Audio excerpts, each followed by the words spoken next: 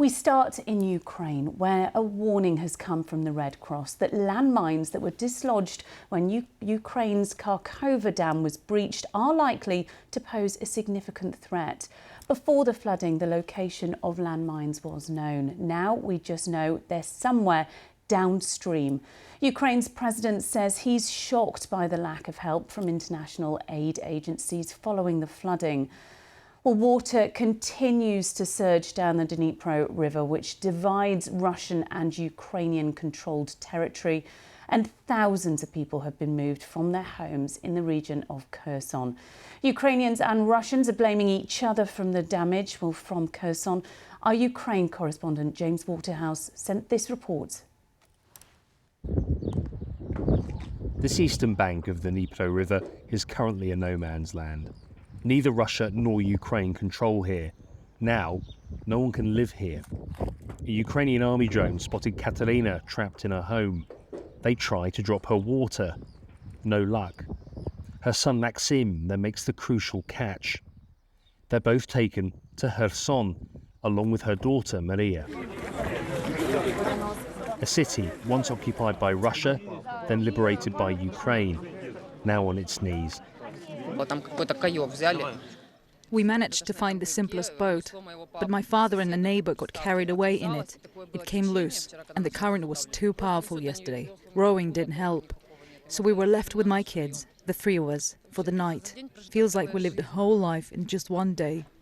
Otherwise, we're very grateful to everyone.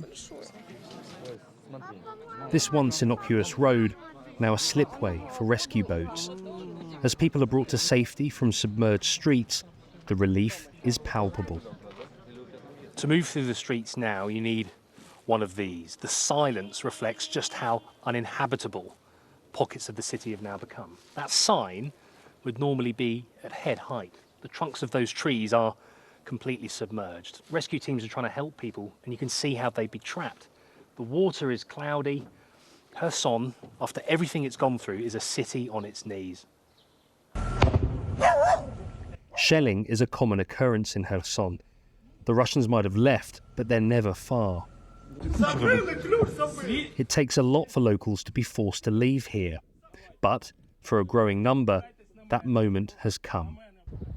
President Zelensky has criticised the international response to what's happened, accusing the United Nations and Red Cross of not being here. In 2 days, Kherson has partly been submerged by the Dnipro River. The flooding is more extreme on the eastern bank, part of Ukraine, but controlled by the Russians. There is a military dynamic to the Kakhovka dam's destruction. It makes any Ukrainian offensive from here more complicated.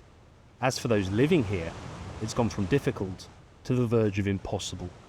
James Waterhouse, BBC News, Kherson. Well, let's speak to our diplomatic correspondent, Paul Adams, who's in Kyiv for us. And Paul, we've been hearing concern from President Zelensky on the lack of international support. Is there any sign that's coming? Clearly not enough from the point of view of the government here.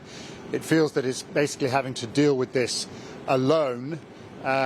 We've heard similar criticisms at moments in this war in the past, and we're hearing them again now. I think there's a view here in Kyiv that this is just another example of the inability of the international community to constrain Russia. I think, they are dealing with an extremely stressful, difficult situation in which they're having to address a whole host of new humanitarian concerns that weren't a factor before. So they're having to do ingenious things like, using drones, which have been used to drop munitions on Russian tanks elsewhere in the war, to now deliver water to people stranded in their homes. They feel, as they have felt often in the past, that they're having to tackle this primarily on their own, and they're feeling, frankly, rather overwhelmed. And we're also hearing from both sides, from Russia and from Ukraine, both blaming each other for what happened at the dam. Are we any closer to finding out who was responsible? Well, you know, the true facts of that are currently underwater.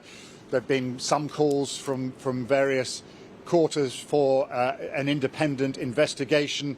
It's a front line. There is not going to be an independent investigation until the war moves on and some people can reach that area and examine it closely. So I think we can park that notion to one side. But, you know, armies that are advancing, and at the moment we're looking at the Ukrainians advancing, don't tend to blow things up. It's armies who are on the retreat who do that. The Russians controlled the dam and the hydroelectric plant adjacent to it, where it seems as though the explosion was focused. The Ukrainians had been warning for months that the Russians had mined the dam.